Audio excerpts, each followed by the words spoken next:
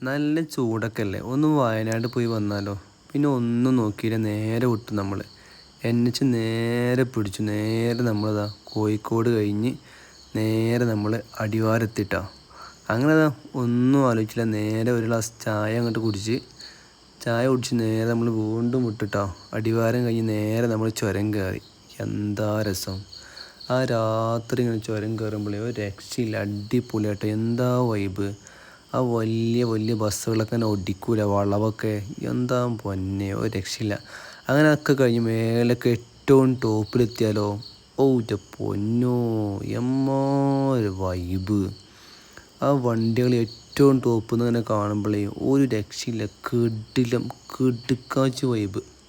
എന്തല്ലേ, അത് കഴിഞ്ഞ് നമ്മൾ നേരെ വെൽക്കം ടു വയനാട്. അങ്ങനെ വയനാട്ടിൽ കയറിയിട്ട് അങ്ങനെ വയനാട്ടിൽ കയറി നമ്മൾ കുറേ സഞ്ചരിച്ചതാണ്. നമ്മളെ ചെക്കൻ്റെ റൂമിനടുത്ത് എത്താനായിട്ടോ. അങ്ങനെ നമ്മൾ പനമരത്തിയപ്പോൾ കുറച്ച് ചായയും നല്ല അടിപൊളി 2-3 കടിയും കഴിച്ചിട്ട് നേരെ നമ്മൾ ചെക്കൻ്റെ അടുത്തേക്ക് എത്തി, റൂമിലേക്ക് എത്തി. ആ റൂമിൽ കിടന്നുറങ്ങാൻ പോവാണ്. Okay, bye.